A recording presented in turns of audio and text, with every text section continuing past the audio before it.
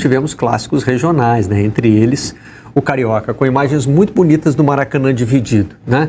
Infelizmente não foi assim que começou o dia. Não, a cidade sofreu. Nós tivemos a notícia da morte de um torcedor do Flamengo por causa de confrontos em estações de trem, principalmente. Isso. Né? Ao longo do dia, né? Desde a manhã de ontem já começaram a surgir informações. É uma pena, porque foi assim que começou o dia de um jogo bom, né? Um clima muito bacana dentro do Maracanã, né? O Meia Hora tá brincando aí que Mengão é vapo e perguntando se Vasco é vapo a segunda. Não tem pinta, né? Não, se você olha pro não foi a impressão que o Vasco passou ontem, não. Você não vê um time rebaixado jogando. Claro que tem a pilha do torcedor, claro. O torcedor do Flamengo brinca. Ontem o Gabigol fez um gesto, né, apontando para baixo, ao passar pelos torcedores do Vasco, indicando que o time vai cair. Ele estava aquecendo ainda, né? Ele estava aquecendo atrás do gol e fez esse gesto. Assim, o torcedor do Vasco sai do Maracanã, termina o domingo triste, o que é normal, porque o futebol não é só o objetivo final. O futebol são as suas experiências semanais. Perder um clássico para um rival histórico é desagradável. E perder jogando bem tem a sua dor também particular, né? Também. Porque foi quase. Fica o sentimento, poxa, quase a gente venceu. Com a sensação de injustiça, né? Mas se você pensa no objetivo da temporada, o Vasco hoje se mostra muito mais pronto para competir do que no dia 5 de junho, quando ele tomou 4 gols no primeiro tempo do Flamengo. De um Flamengo que nem precisou ser espetacular, como ainda não foi espetacular ontem, porque também tem 2 jogos com o Tite e o trabalho é apenas embrionário. Mas naquele 5 de junho, se alguém dissesse que meses depois eles iam se reencontrar e a gente, primeiro, antes do jogo, ia considerar provável que o jogo fosse bastante disputado e parelho, e após o jogo fosse achar que o Vasco tem motivos até para lamentar de não ter feito um gol no momento em que foi melhor no jogo e sofreu o gol do Flamengo no seu melhor momento no jogo, talvez fosse difícil convencer o vascaíno naquele 5 de junho do 4-1 que a realidade ia ser essa agora. Mas o Vasco está pronto para disputar o objetivo dele, ele tem todas as condições. O que não se imagina de um time que está no Z4 ser tão organizado, finalizar muito mais que o Flamengo. O Vasco finalizou mais que o Flamengo. O Vasco buscou mais o jogo, competiu muito mais, se organizou defensivamente, conseguiu conter muitos dos avanços. Acho que no primeiro tempo até o Arrascaeta ficou um pouco solto demais ali na marcação do Vasco. Isso foi a chave do jogo para mim. Foi por ali que o Flamengo construiu. Agora, o Vasco encontrava saídas. Claro, muito com o Lucas Piton pelo lado esquerdo, né? Essa é a principal jogada do Vasco, mas era um Vasco que conseguia mostrar força. E vem mostrando isso há algumas rodadas. Por isso fica o sentimento do torcedor, poxa, a gente poderia ter vencido esse clássico, mas acho que ao mesmo tempo fica aquela esperança de que o Vasco vai sair dessa situação. Mas foi uma boa partida, acho que muito disputada. De um Flamengo mais competitivo também, hein? Também.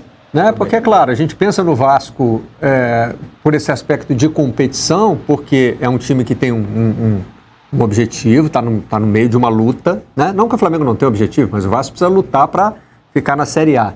E estava enfrentando um time de orçamento mais alto. Esse gol é muito bonita a construção, né? É evidente que no final tem uma tentativa de corte, a bola... Sim. O Gabriel buscava aparentemente o Arrascaeta, um corte, a chegada do Gerson. Mas toda a construção com o Gerson já pelo lado esquerdo... E é pouco depois de o Tite mexer no time, é o primeiro lance, porque o jogo fica parado um tempinho. É o primeiro lance após o Gerson sair da direita para a esquerda. Agora, já está acreditando que o Tite tem o toque de Midas. Porque contra o Cruzeiro ele um pouquinho, mas eu não acho que foi no Gerson propriamente dito. Claro, deslocar o Gerson foi ele que fez o gol.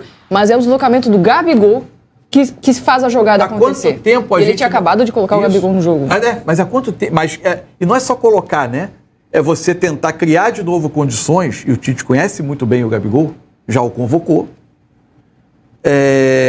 criar condições para que o Gabigol repita esse movimento mais vezes, que é o que ele tem de melhor no jogo dele. É o que o difere do Pedro. Eu não vejo nenhum... Se instalou uma grande discussão durante um tempo. O Gabigol saindo muito da área, o Gabigol saindo muito da área. De fato, a gente via muito o Gabigol correndo para trás para buscar a bola. Mas o Gabigol precisa desse movimento também, de buscar a bola. Ele não é um jogador de ser um 9 que fica esperando. Ele gosta de estar em contato com a bola. Você precisa criar condições para, uma vez ele tendo, eventualmente, vindo atrás, que ele ataque espaço. O Gabigol é um grande atacador de espaço, de infiltrar, de fazer essa diagonal curta, esse facão na defesa adversária. E esse movimento estava muito ausente ultimamente. E o Tite enxergou isso bem, essa ausência, esse espaço que o Vasco estava deixando. E não significa dizer, então, o Gabigol é melhor do que o Pedro. Não, são jogadores diferentes, dependendo do que o jogo oferece. E o Tite enxergou isso, colocou o Gabigol, que se desloca muito bem para receber a bola. E é a partir daí que sai o gol do Gerson. Claro, o Gerson pelo lado esquerdo, favoreceu que ele fizesse o gol. Mas para mim a grande sacada foi ter colocado o Gabigol naquele momento do jogo. O gol é todo ele muito bem construído, né? O Gerson recebe a bola e faz rapidamente o passe, o Thiago Maia passa no tempo certo, o Gabigol infiltra, o gol é muito bem coordenado. Agora, para mim o jogo teve fases, né? Tem um iniciozinho de jogo do Vasco, ele é forte, quase sempre buscando um jeito de atacar diferente do que o Flamengo buscava. O Vasco tentava um jogo mais direto, quase sempre lançamento pro Verrete, ou Vegete, como queiram. Verrete, né? Tentar escorar essa bola e o Payet, encontrando o Payet pro passe em profundidade, o Vasco tentava chegar em menos passes ao gol, mas o Flamengo aos poucos controla essa jogada e para mim é melhor no primeiro tempo. Esse lance São 15 minutos, né, do primeiro tempo em que a gente ficou com a sensação de que o gol do Flamengo ia sair a qualquer momento. E durante mais ou menos 15 minutos do segundo tempo também, a impressão de que o gol do Vasco ia sair a qualquer momento. 15 aos 30 e o gol do Flamengo aos 30. Aí saiu do Flamengo. O primeiro tempo, para mim, o Flamengo domina, inclusive, sob o ponto de vista tático. O Vasco começou, o Ramon Dias começou com o Paulinho um pouco mais pelo lado direito e o Payet como um dos meias um pouco mais por dentro, e não o Payet pelo lado. Com isso, ele jogava com o Zé Gabriel praticamente como o único volante. E o Arrascaeta, muito inteligentemente, se movia atrás dos meias do Vasco, quase sempre com a marcação. Exato. E com o apoio de mais um jogador. Por vezes era o Pedro vindo, por vezes ele tinha uma ajuda. Quando não era o Pedro que recuava, era o Gerson que vinha da direita, ainda, porque ele começa o jogo pelo lado direito, vindo por dentro. Isso criava muita dúvida na marcação. O Flamengo, a partir daí, para mim, domina o primeiro tempo. Segundo tempo, o Ramon Dias faz algumas mudanças. Primeiro, o Payet começa a alternar mais, jogando um pouco mais aberto com o Paulinho. O Vasco tira esse espaço entre as linhas e defende melhor e começa a construir mais com o meio mais ocupado, começa a construir melhor. E aí o Flamengo fisicamente começa a cair. O Gerson tem mais dificuldade de conter o Piton pelo lado esquerdo, o Piton começa a fazer vantagem por ali. O meio do Vasco começa a conseguir progredir mais e o Flamengo tem mais dificuldade no jogo, porque o Arrascaeta não é um jogador que durante todo o tempo vai conseguir, pelo menos, vigiar a saída de bola do adversário. O Flamengo ficava com 2 jogadores muito fora dessa saída de bola. Vieram as mexidas do Tite e o gol. Eu vejo essa a maior preocupação que o Ramon Dias tem no Vasco hoje. O posicionamento do Zé Gabriel. E quem que sai para ajudar o Zé Gabriel quando o adversário tem um meia que vai ficar entre as linhas?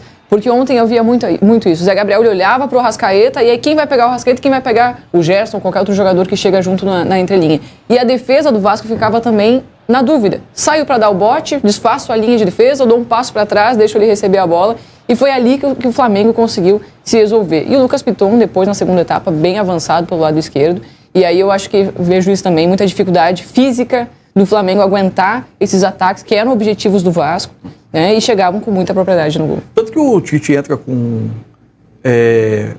primeira mexida dele, primeiro ele coloca o Gabigol no lugar do Pedro, mas quando ele intervém antes do gol, na mexida do Gerson, é para colocar o Luiz Araújo primeiro pelo lado. O Luiz Araújo termina como segundo atacante, mas ele entra pela direita. Entra pela direita. E parece que ele foi mudando de ideia, né? Porque estavam aquecendo ali ao mesmo tempo Luiz Araújo, Cebolinha e Everton Ribeiro. O Cebolinha só entra aos 39, junto com o Everton Ribeiro. Isso.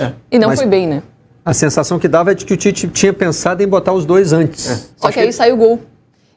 Porque no meio da transmissão a gente ouve o repórter dizer: o Cebolinha tirou o colete, o Everton Ribeiro tirou o colete, e aí sai o gol. E aí agora ele segurou, mandou botar o colete de novo. Então acho que ele ficou muito na dúvida. Só que a mexida que ele fez na entrada do Gabigol deu um resultado quase que imediato. A entrada do Luiz Araújo aos 27, o jogo tem uma paralisação de 2 minutos, a bola volta a rolar e sai o gol aos 30.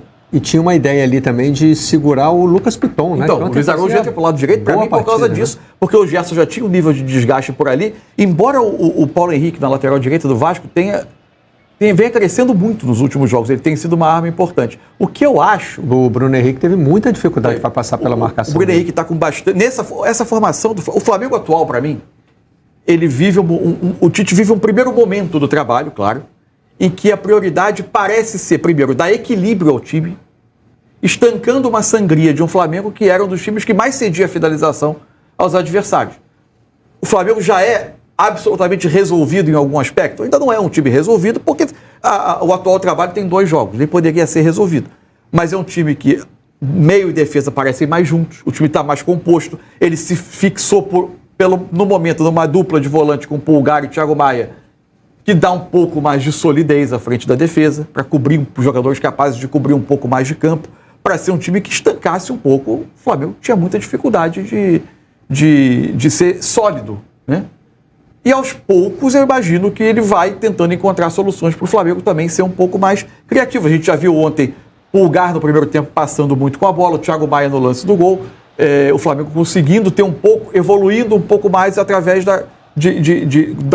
no momento em que tinha posse, evoluindo um pouco mais com a bola. Mas ainda é um trabalho que é absolutamente inicial. E sabe o que é curioso? Que talvez naquele momento do jogo, a maioria dos treinadores não tiraria Bruno Henrique da partida. Porque era o jogador, embora não estava conseguindo ter tanta vantagem sobre a marcação, é o cara que podia resolver. É o cara que pega a bola, que puxa para dentro e num chute ele resolve o jogo. Tanto que quando ele sai fica essa dúvida. Para que tirar o Bruno Henrique? Poderia fazer uma outra alteração. Claramente físico, né? Claramente físico, mas dá tudo certo. Porque o Tite tem muita personalidade, entende o que é que não está funcionando dentro de campo e, por ter personalidade, tira o jogador que ele acha que tem que tirar, sem medo de ser feliz. E foi isso que ele fez e ajustou também, junto em todas essas mudanças, ajustou essa marcação para o lado direito, em cima do Lucas Piton, que subia demais. O Tite, ontem, na entrevista coletiva, fez menção a viver as emoções de um Flamengo e Vasco, né? E também falou sobre adaptações que vem fazendo no time do Flamengo. O trecho que nós selecionamos é especificamente sobre o meio de campo. O desenho que a equipe tem, até eu falei, eu acho na apresentação, historicamente o Flamengo tem, é um meio campo que salte os olhos.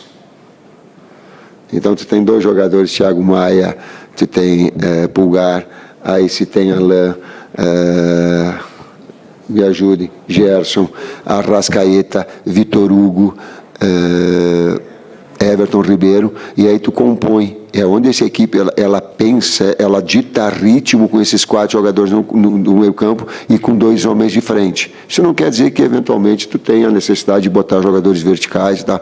Mas ela pensa, o DNA do Flamengo que o Tite tem, ele é historicamente daquilo que eu vi de Lico, Andrade, Adílio, Zico, e quando não foi era Tita.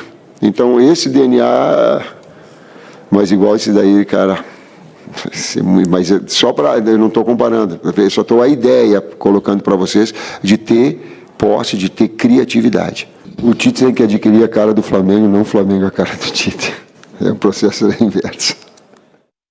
Nesse complemento aí, a pergunta era justamente essa, né? Quando é que o Flamengo vai ter a cara do Tite? Ele disse, não é isso que eu quero. Né? Tá querendo respeitar uma tradição do clube, né?